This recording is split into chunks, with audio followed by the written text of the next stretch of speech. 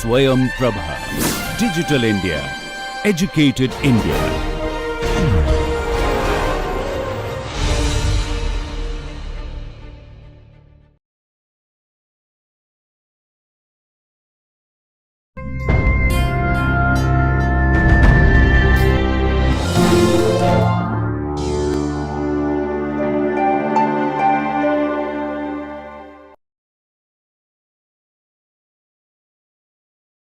Hello everyone, I am happy to welcome you to today's lecture of the NPTEL course The History of English Language and Literature.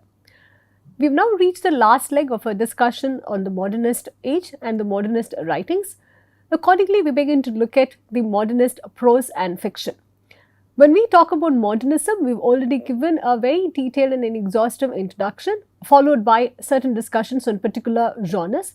And we've also highlighted right at the outset that it's very difficult age in the sense of classification, and also a number of productions have come out since the beginning of the 20th century, making it all the more difficult to give a comprehensive list of all the publications which have been come out of the land of England.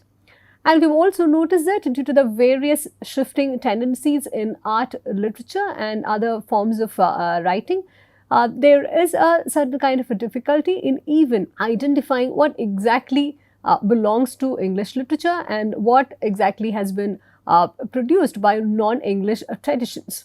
And given all these difficulties, when we begin our discussion on modernist prose and fiction, we continue with our assertion of the limitation that it would be perhaps a difficult task to try and identify a linear narrative for the prose and fiction of the 20th century. Accordingly, as and when we begin our discussion, we shall be talking about only certain representative writers and certain representative modes of writing which is said to have characterized the early 20th century fiction.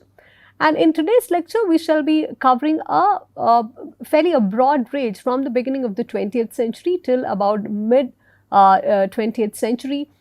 So in that sense, a discussion of about 4 decades it's going to be collapsed into a single session. 20th century fiction is particularly significant because during this period we find fiction emerging as the most dominant genre, even at the expense of poetry and drama. And this was a tendency that we began witnessing from the 19th century onwards, because there was a growing shift towards fiction and towards the reception of fiction compared to the other genres. And this was also the time when the writers began to experiment rather vividly and widely, and we do find them experimenting with form and language. And there is a profound influence of various critical theories from other disciplines. We find the Freudian influence being quite supreme in even dictating the plot structure and the thematic elements.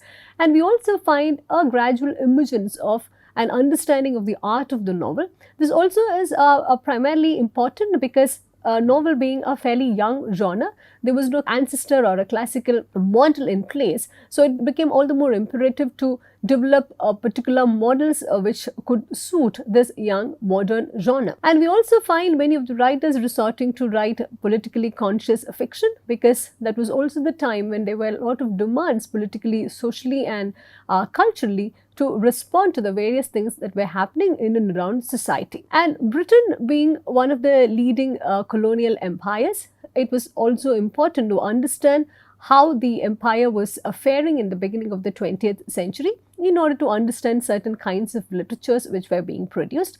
And we noted earlier that the decline of British Empire had begun from the early 20th century. This also had demanded a particular understanding of various other nationalist forces at work in order to appreciate certain kinds of literature which were emerging. And this was also the period, because of the experimentation and because of the onslaught of various disciplinary forces, a lot of interest was getting generated in the elements of science fiction and fantasy. We also find the other forms of media adequately complementing and supplementing this new interest as well. And on the whole, we find the writers being forced into a constant need to redefine themselves and their writings. And also we find novel undergoing a lot of transformation, moving away from the conventional understandings that one had about the novel when it began to rise from the 18th century onwards. In order to keep up with this pace of new moves and movements which were happening in the area of prose and fiction, we find an unprecedented amount of generation of commentary and criticism as well. And we find that this becomes all the more important because each voice in the modernist period could be identified as being distinctly individual, and there's also an impossibility to club them under common rubric terms. And this makes it all the more difficult to engage with particular texts, and we will also note shortly how many of the texts could not even be approached without the help of a critical commentary or without the help of particular referencing texts. Unlike the previous centuries and unlike the previous literary periods where it was fairly easier to classify writers under particular groups, trends and movements, in the modernist period we do not find this sort of a classification happening at all. In fact, with a newer kind of distinction coming into place between high art and low art, we also find writers deliberately trying to come out of these compartments which would rather classify them as one or the other. And as a byproduct of this new difficult kind of writing, we also find a lot of critical writings emerging, and this age could also be seen as an age of critical writing. And we find the writers employing newer techniques in narration, particularly the stream of consciousness method, and a fragmentary form of narration becomes all the more popular in the 20th century modernist fiction. Emergence of other kinds of media, including cinema, also complements these newer techniques and newer movements. We also find different kinds of articulations of humor, glamour, escapist art, and also about an art of propaganda. Keeping this in mind, we move on to look at the major novelists of the 20th century. And here it's again important to state that we've not arranged these works and the novelists in any particular order, and they are not in the order of their popularity either. We just look at certain representative figures who have shaped and reshaped the literature of the 20th century in one way or the other. One of the important writers of this period is George Orwell, who primarily responded to the political emergencies of those time, and his works were mostly in the range of political allegories and commentaries, and he also had a very evident socialist sympathy in his writing. His important works include 1984, a novel, and Animal Farm, which was also a novel. In both these works, we find an indictment of politics and the social order. 1984 and Animal Farm were particularly notable for their anti-communist rhetoric, which also sought to expose the various flaws that even a new emergent political system had. James Joyce was most notable for his daring use of the English language, and he is one person who is said to have entirely revolutionized not just the narrative techniques in fiction, but also the use of English language, moving away from all kinds of conventions and all forms of set rigidities. And in fact, he himself was quite aware of the difficult nature of his work, that he claimed that his work would keep professors busy for centuries. And accordingly, we even see an entire market for the secondary material of James Joyce flourishing across the world. And some of his important novels include A Portrait of the Artist as a Young Man, published in 1916, and Ulysses, published in 1922. Both these works, including Finnegan's Wake, published in 1939, used the technique of stream of consciousness, and we find that he was trying to narrate the life of an ordinary person through an ordinary means. And we also find him focusing more on the mundane events which were happening in the protagonist's life rather than anything extraordinary that he wanted to highlight. And he said that his writing career was also launched by Ezra Pound, and we've already noted how Pound was influential in defining and shaping the career of many of the modernist writers. It was Pound who introduced James Joyce to Harriet Shaw Weaver, a publisher in England. In his novels, in Joyce's novels, we find a very significant thing, particularly when we talk about this character who features in two of his works, in Ulysses and in A Portrait of the Artist as a Young Man, Stephen Dedalus. He is seen as a representative of the modernist age who echoes the many fragmentary sentiments and the many crises that the modernist man was undergoing. He's also said to have famously made this statement, "History is a nightmare from which I am trying to wake." Virginia Woolf, whom we notably mention in the context of certain feminist rhetoric and the feminist responses, she was a noted feminist writer and a noted fiction writer of the 20th century. She was also a member of the Bloomsbury group, as we have noted earlier. She was the one who, in certain ways, one could say, perfected the stream of consciousness technique and used fragmented narratives in her fictional works throughout. Two of her important works were Mrs. Dalloway and To the Lighthouse. In Mrs. Dalloway, we also find her employing similar techniques that Joyce used, and we find her talking about one day in the life of Mrs. Dalloway and focusing on everyday details in the life of this particular character, Mrs. Dalloway. A Room of One's Own is not a fictional piece of work. It's in fact an articulation of what would have happened to Shakespeare's sister if she had wanted to become a writer.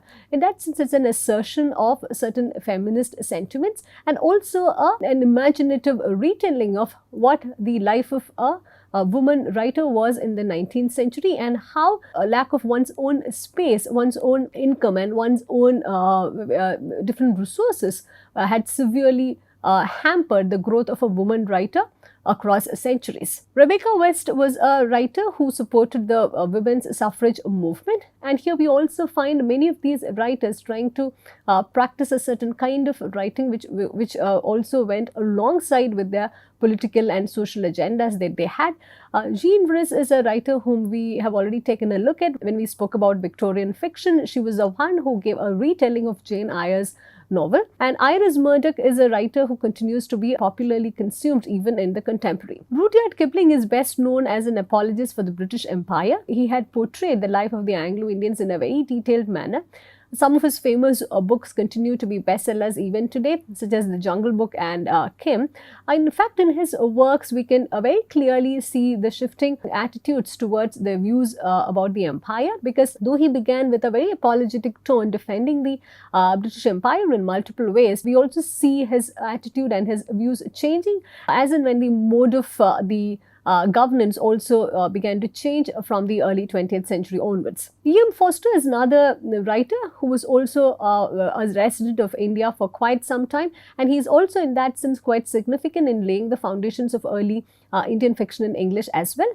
And his work, A Passage to India, is perhaps the best known of those times, and in this he engages with multiple elements such as politics, mystical elements and humanism. In his Howard's End, he uses this famous phrase to talk about the East and the West, only connect.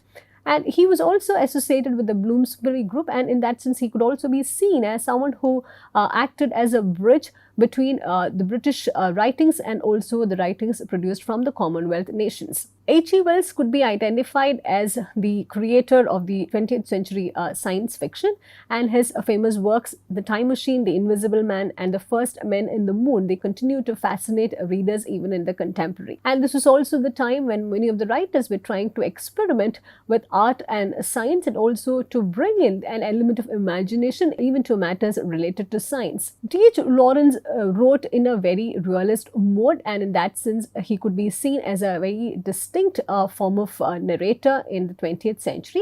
But at the same time, the kind of techniques that he employed, it was very modernist, and he was someone who was profoundly influenced by Freud's theory and also about the various sociopolitical theories which were common in the 20th century. We find this getting replicated very directly in his novels such as Sons and Lovers and Women in Love, and we find him exploring various psychological tendencies, especially related to relationships, sexuality and the relationships between men and women. One of his novels, Lady Chatterley's Lover, it was quite infamous because it was alleged that it contained a lot of obscenity which could be threatening the moral fabric of the 20th century England, and it was also banned for a while, and in fact it had to be published in France because of this censorship that existed in England. And incidentally, it was only much later in 1960 that Penguin won a case, only that too in America, in order to secure the rights to publish Lady Chatterley's Lover. And in that sense, this was also 20th century was also a period which was not lacking in any kind of controversy of this kind. Aldous Huxley was a writer who migrated to the US, but he was denied US citizenship, and in that sense his life was also quite controversial and interesting. And he also composed his best known work, A Brave New World.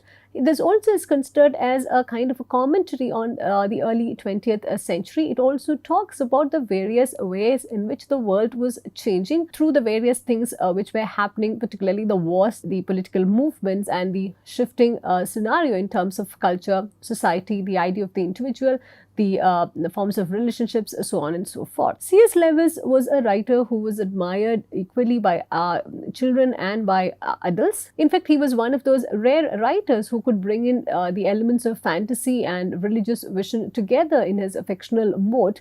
And he was a Milton scholar and a medievalist, and we do find all of these rare combinations coming at play in his fictional works.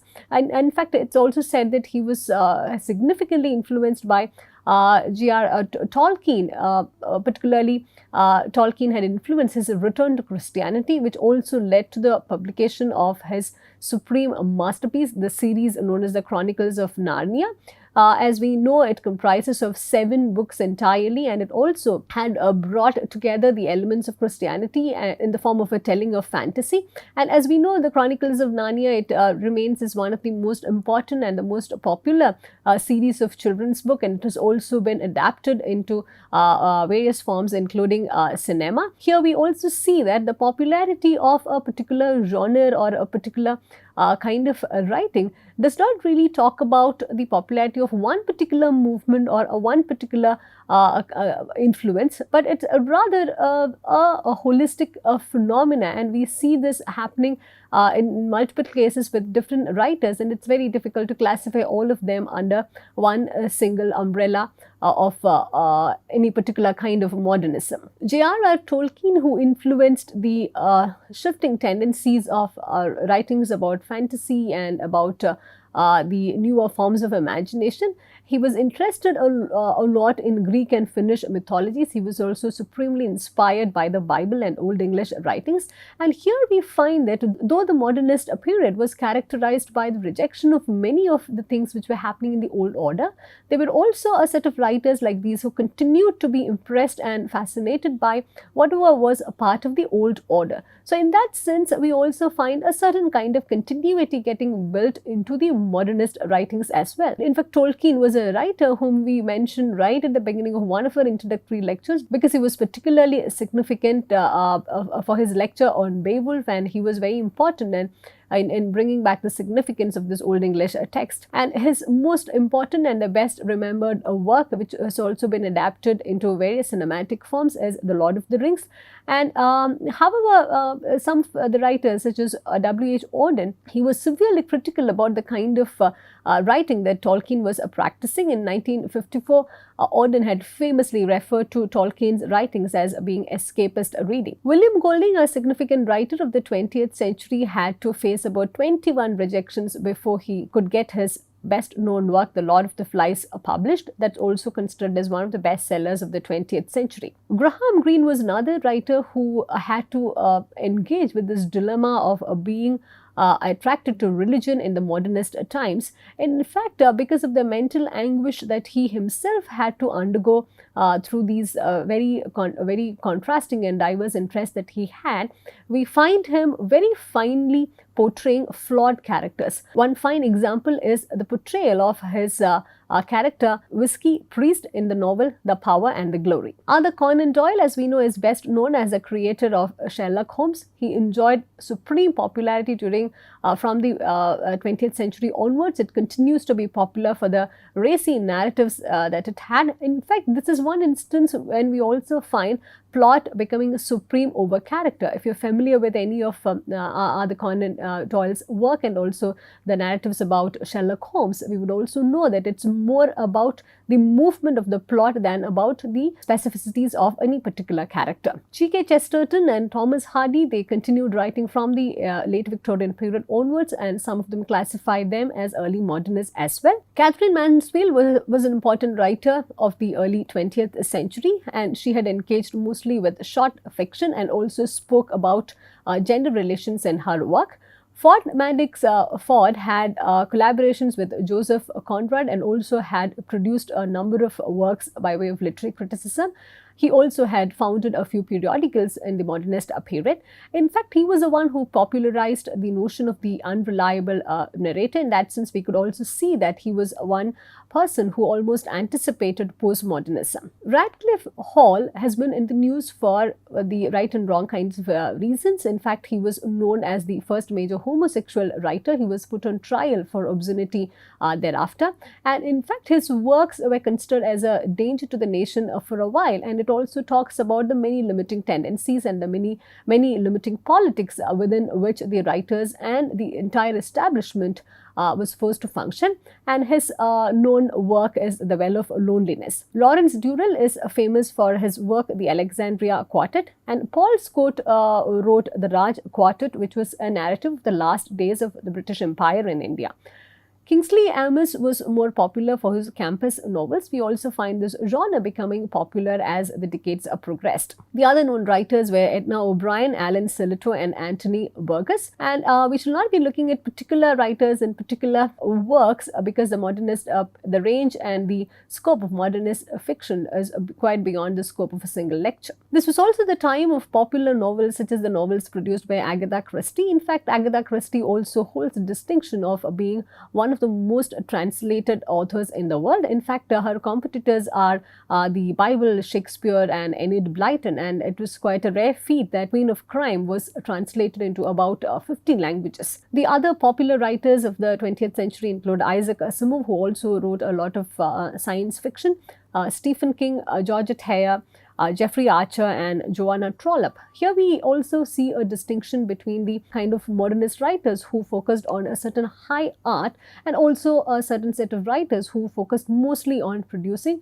what could be popularly consumed by almost every kind of reader. Though this was the age of fiction mostly, we do find certain kind of drama also becoming popular. It was mostly the effort of the Irish playwrights in the British scene. In fact, we find a lot of Irish plays getting translated and being staged in London.